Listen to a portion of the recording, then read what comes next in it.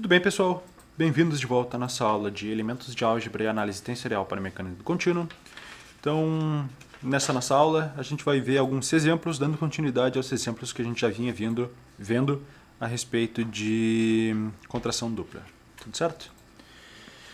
Então, vou colocar para vocês, primeiramente, esse exemplo 5. O que ele é? A gente vai trabalhar com uma contração dupla entre um tensor genérico A de segunda ordem contraído com um tensor genérico B de quarta ordem. Tudo certo? Aqui, como vocês podem verificar, eu já estou apresentando com bases diferentes. Então o que a gente vai fazer? A, IJ, EI, EJ, contração dupla com B, KLMN, EK, EL, EM e EN. É importante colocar os risquinhos aqui embaixo, porque eles indicam que aquilo ali é um tensor, no caso a base tensorial. Tudo certo? Então a nossa operação de contração dupla, como é que a gente definiu ela? A gente vai contrair essas duas bases aqui. O que a gente vai ter? Vamos ter um delta JK.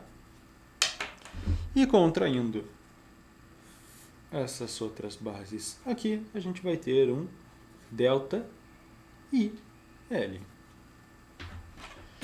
Então, resolvendo essa expressão aqui, o que teremos?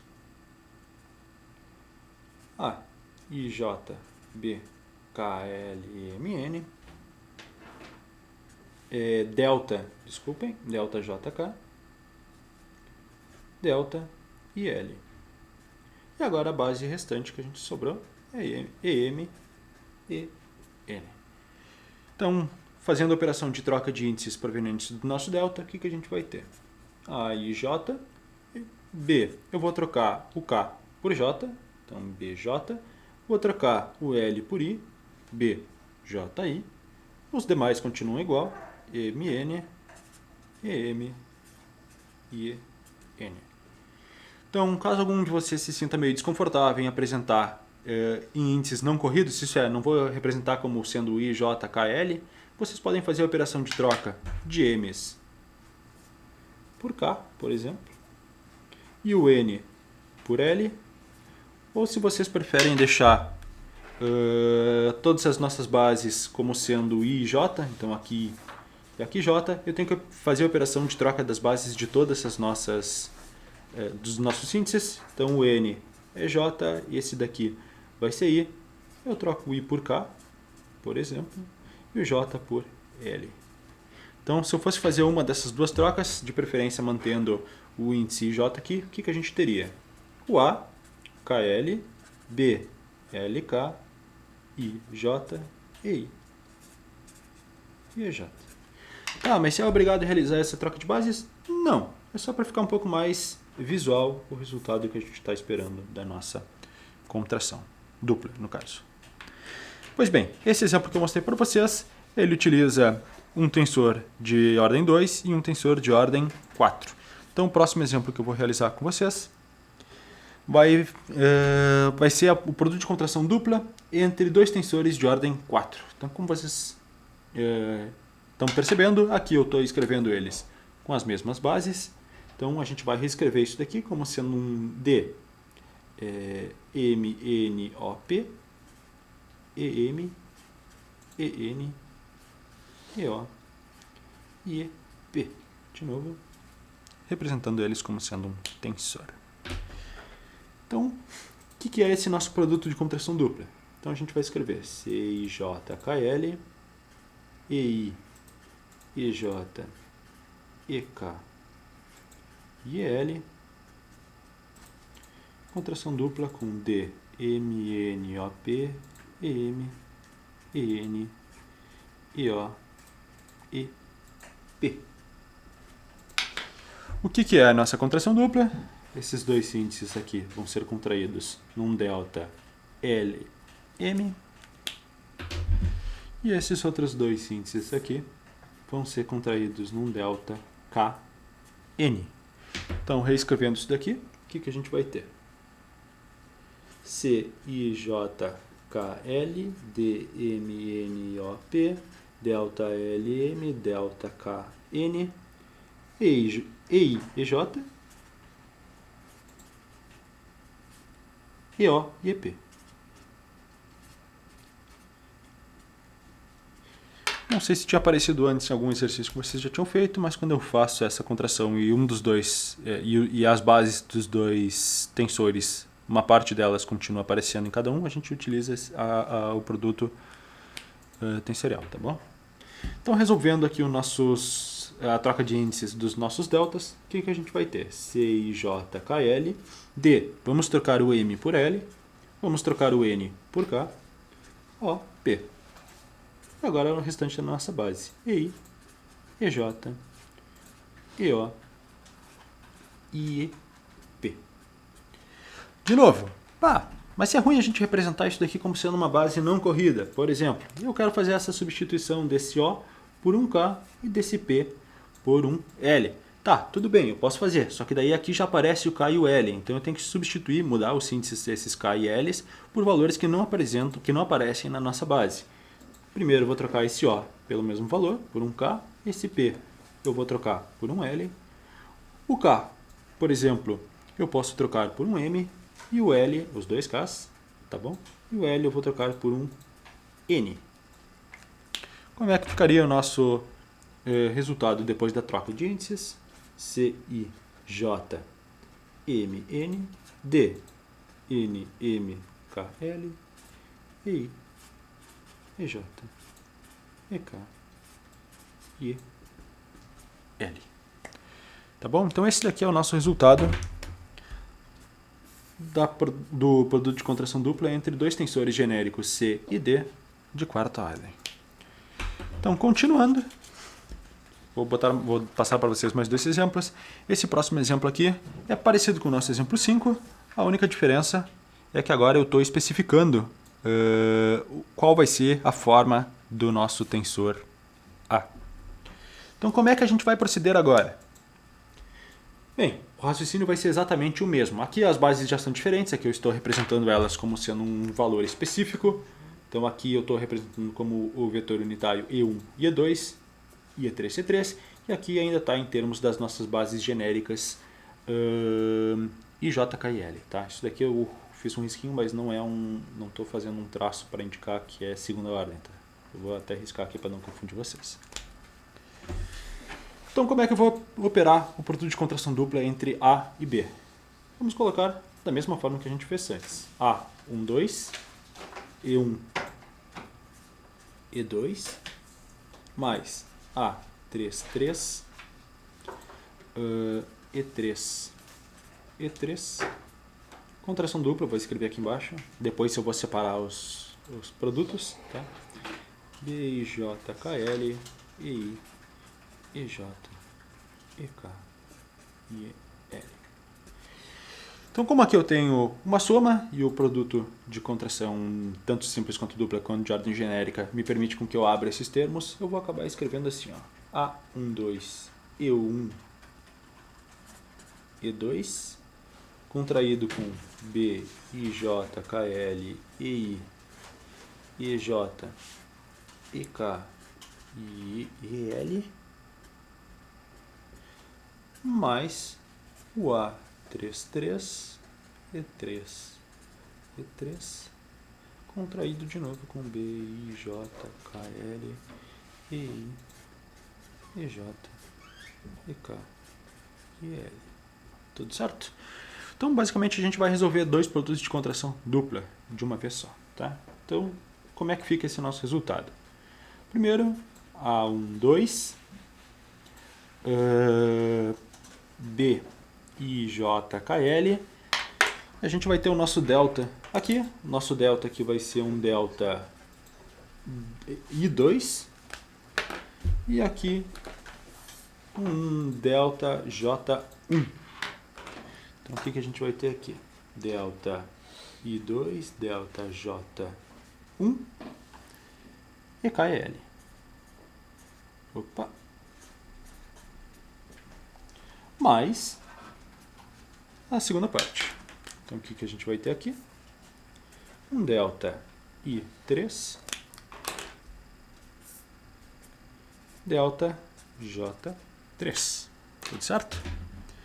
Então, o que vai ficar essa expressão? A33 BIJKL delta I3 delta J3 EK e L. Então, a ideia agora é resolver a troca de índices do nosso delta. O que a gente vai ter? A1, 2. Ah, mas eu posso trocar o 2 por I? Não. O I é indeterminado, o 2 é 2. Então, o que eu posso fazer é trocar o I por 2, e não o 2 por I. Tudo certo? Então, aqui é um B, que vai ser, em vez de 2. Em vez de J, 1. K, L. EK e L. Mas, o que a gente vai ter aqui? Um A, 3, 3. De novo, posso trocar o I por o 3 por I? Não, não posso, porque o 3 é determinado. O I ele vale ou 1, ou 2, ou 3. E se vocês forem lembrar dessa definição, isso daqui vai ser 0 se o I for diferente de 3, vai ser 1 se o I for igual a 3. Tá? Então aqui 0 se I é diferente de 3 e 1 se I igual a 3. Então, por causa disso, a gente consegue escrever como sendo A33, B33, KL, EK e L. O que acontece é que, como a gente tem uma mesma base, da mesma ordem, a gente consegue somar esses dois termos de uma forma única, então a gente consegue representar isso daqui como sendo um A, 1, 2, B, 2, 1, KL, mais um A, 3, 3, B, 3, 3, KL, EK e L. Novamente, se vocês quiserem realizar a troca das bases para deixar em termos de I e J, não tem problema. Nosso K a gente vai trocar por I, nosso L a gente vai trocar por J. Então o K a gente troca por I, o L a gente troca por J, a mesma coisa aqui, I e J. Então a gente vai reescrever esse resultado como sendo um A, 1, 2, B, 2, 2, 1. I e J mais A33, B33, I, J e I e J. Tá, em termos de somatório, só para deixar claro para vocês, isso daqui é um somatório em somente duas variáveis. Ah, mas por que? Se o 3 também se repete, tem vários 3. Mas se o 3 é um valor definido, tá? Então o que acontece é que esse somatório é somente sobre os índices, isso é, os valores indefinidos. Então isso daqui seria um somatório duplo em I e J do nosso valor A12, B21 e J mais A33, B33 e J e I e J. Tudo certo? Então esse daqui seria o nosso resultado da nossa produto de contração dupla entre um tensor A, que a gente definiu, e um tensor B ainda indefinido. Gente, só para deixar claro, é sempre melhor representar dessa forma aqui do que representar em termos da soma, tá? Porque o somatório ele polui um pouco a representação, enquanto isso dali é um pouco mais claro, tá bom? E o último exemplo que eu vou passar para vocês nessa nossa aula é envolvendo dois tensores de quarta ordem, ambos já definidos. Tudo certo? Então aqui eu estou representando o A como tendo uma certa expressão já definida, então ele não é aquele J, ele já tem valores dados, e a mesma coisa acontece para o B. Tá? Posso até não estar representando esse termo, isso daqui é uma constante, essa constante é o A11, 2, 2. Ele poderia ser, por exemplo, 5, poderia ser, sei lá, 32, qualquer coisa, tá? E eu estou deixando ali genericamente como sendo A12 2 por enquanto. Então como é que a gente vai efetuar esse produto de contração dupla? Da mesma forma que a gente fez no exercício anterior, a única diferença vai ser o B, que agora o B está definido. Então o que a gente vai ter? A1, 1, 2, 2, E1, E1, E2, E2, mais, vou botar aqui o risquinho, E2, E2, E1, E1.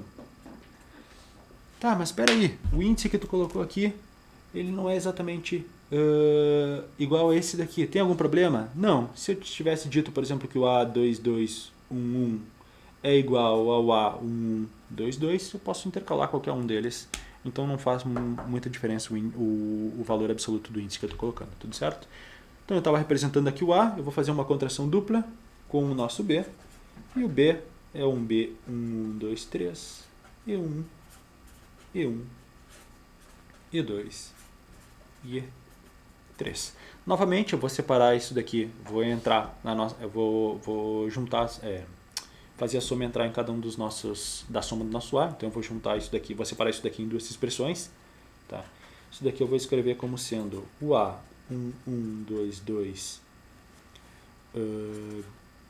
peraí, eu vou escrever depois, E1, E1, E2, E2, com o B, 1, 2, 2, E1, E1, E2 e E3, mais um A, 1, 1, 2, 2, E2, E2, E1, E1, contraído com B, 1, 1, 2, 3, desculpa, gente, 2, 3, E1, E1, E2 e E3, tá? Então, como é que a gente vai fazer isso daqui? Da mesma forma, eu vou separar isso daqui nos dois produtos. Então, a gente vai ter o A122, B11, 23, vezes o nosso delta. Qual é o delta que a gente tem? A gente tem esse E2 contraído com E1, é o delta 2, 1, que é igual a 0. E a gente tem o nosso segundo índice, que é o delta 2, 1, que é igual a 0 também. Então, isso daqui é igual a esse valor vezes 0, que é o valor de um delta, vezes 0, que é o valor do outro delta, ou então delta 1, 2, delta 1, 2, que são exatamente igual a 0, tá bom? Vezes o restante da nossa base, que é E1, E1, E2, E3. Como isso daqui é 0, eu não preciso necessariamente representar essa parte aqui, eu poderia ignorar ela simplesmente, tá? Mas vou continuar a operação normal. E agora eu tenho o nosso segundo produto de contração dupla. O que ele é? A1, 2, 2, B, 1, 1, 2, 3. Com os deltas, quais são os deltas que a gente vai considerar dessa vez? Esse com esse, que é um delta 1, 1, que nada mais é do que 1. E aqui o nosso delta 1, 1 também, que de novo é exatamente igual a 1.